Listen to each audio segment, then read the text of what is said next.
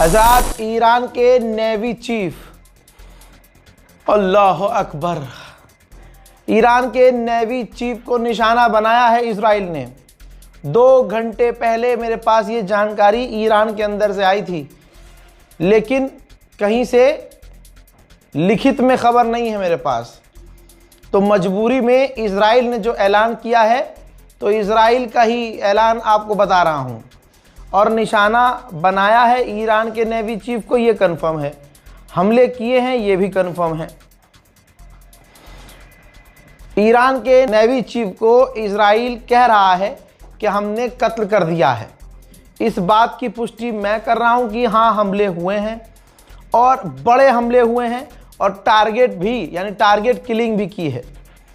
तो ईरान को ये बहुत बड़ा एक और झटका कि ईरान के नेवी चीफ, देखिए मैंने कल बताया था आपको कि ईरान माना नहीं शर्तें, अमेरिका इजराइल बौखला गए, वो जीत का ऐलान कर रहे हैं। इधर ईरान हमलों पर हमले कर रहा है। ये भी खबर आई कि ये 5 दिन के लिए ईरान पर जो बड़े हमले डोनाल्ड ट्रंप ने रोके, इसी के बीच इजराइल का प्लान था कि ईरान के पार्लियामेंट स्पीकर हैं और ईरान के विदेश मंत्री, उन्हें कत्ल किया जाएगा, लेकिन रोक दिया था इजराइल ने ये ऑपरेशन, क्योंकि डोनाल्ड ट्रंप ने ऐलान कर दिया था कि हम इन्हीं से बात कर रहे हैं। तो देखिए उनके ऊपर भी खतरा बढ़ गया है। मैं आगे की बात बता रहा हूँ। और ईरान के टॉप लीडर इसलिए शहीद हो रहे हैं, मारे जा रहे हैं, क्योंकि वो मैदान जंग में हैं। वो पीछे नहीं हैं, बंकर में नहीं जा रहे हैं, पहाड़ों में नहीं छिप रहे हैं, देश छोड़ के भाग नहीं रहे। आप समझ रहे हो चीज़ को? वो मैदान में हैं और एक्शन में हैं। तो अब दोस्तों ये ईरान के लिए बहुत बड़ा झटका है, और जो ईरान को हो ही रहा है नुकसान, वो तो है ही। ईरान के लिए मैंने कल रात 12 घंटे पहले बता दिया था कि अगले 48 घंटे खतरनाक हैं। अगर नहीं देखा आपने तो मैं क्या बताऊं, मैं तो सारे अपडेट टाइम से दे रहा हूं। देखिए रिपोर्ट ये कह रही है कि अमेरिका आखिरी हमला करने वाला है, यानी वो प्रिपेयर कर रहा है कि अब आखिरी हमला ऐसा किया जाए कि ईरान किसी के काबिल न रहे और ईरान पर यह सबसे बड़ा हमला हो। सबूत चाहिए तो ये देख लीजिए, पेंटागन प्रिपेयर कर रहा है फाइनल एक्शन, यानी ईरान के ऊपर अब तक का सबसे घातक हमला। अल्लाह रहम करे, क्योंकि देखिए ये पावर की जंग है ना, और इसमें ईरान ने साबित कर दिया कि पावरफुल कौन है। अब अमेरिका सोच रहा है कि अगर पिट के पीछे हटे तो बुरा होगा, और हमारा राष्ट्रपति बार बार 10 दिन से कह रहा है कि हम जीत गए, लेकिन दुनिया मान नहीं रही है। तो अंधा हथियार इकट्ठा किया जा रहा है ईरान पर बड़ी तबाही मचाने के लिए। यहाँ तक की खबर है मेरे पास कि ईरान के कई सारे आइलैंड हैं, उन पर कब्जा करने की तैयारी में है ईरान के अमेरिका। दोस्तों मैं आपको डिटेल में जानकारी दे दूं तो सिर्फ और सिर्फ खर्ग आइलैंड नहीं है कब्जा करने का ख्वाब है। कर्ग आइलैंड, लराक आइलैंड और अबू मूसा आइलैंड, और अबू मूसा आइलैंड के आसपास जो और आइलैंड है उस पर भी कब्जा करने का ख्वाब है। इसके अलावा वो ईरान के टैंकर पर कब्जा करने के ख्वाब देख रहे हैं। इसके अलावा न्यूक्लियर एनर्जी साइट, यानी न्यूक्लियर साइट और ईरान की पावर ग्रिड पर हमला करने की अमेरिका तैयारी में है। यानी जिस चीज के लिए ईरान ने मना किया था, जहां पर हमला करने से ईरान ने मना किया था, उस पर अब तक के सबसे बड़े हमले करने की तैयारी में है अमेरिका। ख्वाब यह भी है कि तमाम आइलैंड पर कब्जा किया जाए और ग्राउंड ऑपरेशन करके ईरान का न्यूक्लियर ले लिया जाए। इतना तो बेवकूफ़ मैं भी नहीं हूं कि इतने ख्वाब सोच लूं कि इजराइल इतना पिट कर, अमेरिका इतना पिट कर सके। लेकिन हाँ, अगर ये इस तरह का एक्शन होता है तो ईरान का नुकसान तो होगा। भले ही कितना नुकसान ईरान दुश्मन को पहुंचाए, लेकिन इसमें ईरान को भी बड़ा नुकसान हो सकता है। दोस्तों दुनिया आगे नहीं आई इस पागलपंती के चक्कर में। इस डोनाल्ड ट्रंप की इजराइल के लिए लड़ने वाली लड़ाई में कोई सामने नहीं आया, तो किलस गया है बुरी तरह से डोनाल्ड ट्रंप। और इतना किलसा हुआ है कि डोनाल्ड ट्रंप ने गालियां बकना शुरू कर दी है नेटो को। नेटो का कहा है कि ये पागलों का संगठन है, ये मदद करने के लिए नहीं आया जब हमें मदद की जरूरत थी। और ये हम याद रखेंगे, हमने उनकी नेवी तबाह कर दी है, उनको ख़त्म कर दिया है, हमें ज़रूरत नहीं है। लेकिन मैं याद रखूंगा कि नेटो हमारी मदद के लिए नहीं आया था। ईरान की जो बंदर अब्बास नेवल साइट है वो बुरी तरह से तबाह हुई है, अल्लाह रहम करे। देखिए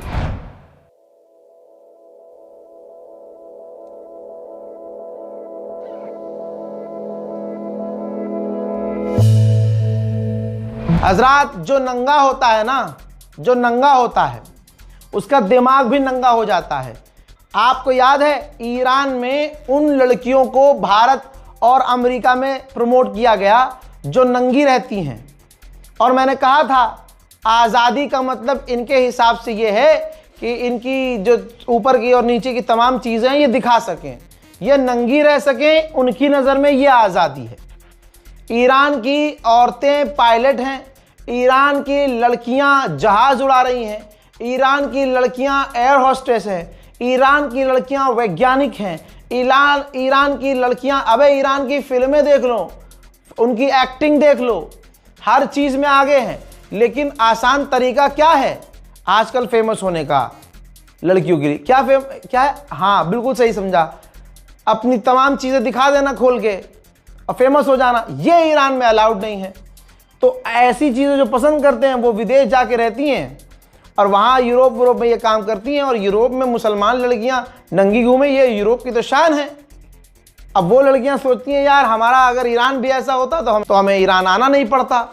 ऐसे में एक ईरानी लड़की, यहाँ हिंदुस्तान में भी बहुत सारी ऐसी लड़कियाँ हैं, दिमाग जिस दिन घूमेगा सबका फोटो, सबका नाम और रील बनाती हैं, फिल्मों में भी काम कर रही हैं। वो यहाँ आकर, उनका परिवार ईरान में है, यहाँ आकर जहर उगल रही हैं, शाह पहलवी को सपोर्ट कर रही हैं कि ईरान में भी आज़ादी, और आज़ादी का मतलब उनका यही है। ये सब ड्रामे हैं कि ईरान में ज़बरदस्ती 4 साल की लड़की से शादी, 7 साल की लड़की से शादी। भाई ईरान में कोई चूतिया नहीं बैठा है, और ईरान की भाई इस्लाम का बेसिक कॉन्सेप्ट है लड़की की मर्जी के बिना शादी नहीं हो सकती।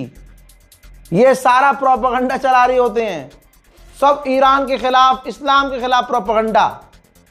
अबे जब कहा गया है कि लड़की की रजामंदी के बिना शादी नहीं हो सकती, तो 7 साल, 8 साल, 14 साल की लड़की से शादी कैसे हो जाएगी?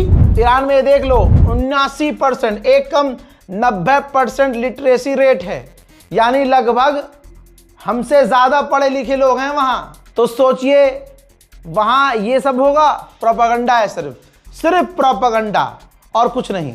ऐसी एक लड़की अमेरिका में ही, ऑब्वियसली अमेरिका की गोद में जाकर रह रही थी और वहाँ खुशियाँ मना रही थी जब जनाब खामनाई की शहादत हुई, जब अमेरिका ने ईरान पर हमला किया।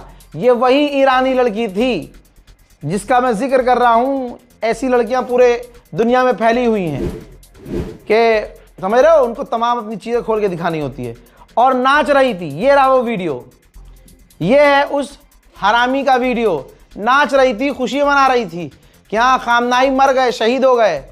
ठीक, तो हुआ ये कि अमेरिका ने जब हमले शुरू किए बड़े बड़े, तो भाई ऐसे ही लोग जो खुशियां मना रहे थे, इनको झटका क्या लगा, इसी ने फिर ट्वीट किया, इसी ने सोशल मीडिया पे पोस्ट करके बताया कि वहां जंग की वजह से, अमेरिकी हमलों की वजह से इनका एक छोटा भाई और बहन यानी परिवार के मेंबर मारे गए हैं। यह हराम की नस्ल विदेश में जो हमले कर रहा है अमेरिका, वहां ही खड़ी होकर नाच रही थी कि अमेरिका ने, और देखिए बेशर्मी, देखिए जो ईमान बेच देता है उसकी हालत क्या होती है। सगा भाई मर गया, इसके परिवार वाले मर गए अमेरिका के हमलों में, लेकिन ये कह रही है कि इस्लामिक रिजीम की वजह से मारे गए हैं।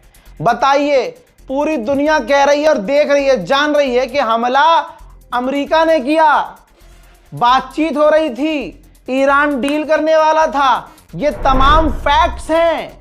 लेकिन नंगी रहने वाली नस्ल भाई वो बिल्कुल ही अलग लेवल पर है, बिल्कुल अलग। कौन क्या कह रहा है बाहर में जाए, सगे घर वाले मर गए, खानदान वाले, परिवार वाले मर गए, लेकिन शर्म नहीं। इसकी मजबूरी अब ये है कि अमेरिका में रह रही है, अमेरिका में रह के ये नहीं कह सकती कि डोनाल्ड ट्रंप के हमलों में हमारा परिवार का व्यक्ति मारा गया। फैक्ट भी समझ लो, सच्चाई समझ लो, अगर ये कह देगी कि भाई डोनाल्ड ट्रंप ने गलत किया, अमेरिका ने गलत किया, हमें आज़ादी दिलाने के चक्कर में मेरे ही भाई बहनों को मार दिया, तो फौरन पुलिस गिरफ्तार कर लेगी अमेरिका की और इसे ईरान डिपोर्ट कर देगी। और ये कहेगी भैया मुझे ईरान नहीं जाना, क्योंकि ईरान जाएगी तो छिद जाएगी, क्योंकि बाहर रह के ये खामनाई की शहादत नाच रही थी। अब ये फंस गई, ना ईरान जा सकती है, ना अमेरिका के खिलाफ कुछ बोल सकती है, सगे भाइयों बहनों और माँ बाप के मारे जाने पर भी। ये होता है जब आप अपने मुल्क से गद्दारी करते हैं, ये होता है जब आप अपने मजहब से गद्दारी करते हैं। शेयर कीजिए इस वीडियो को और अपनी राय कमेंट में जरूर लिखिएगा। जय हिंद।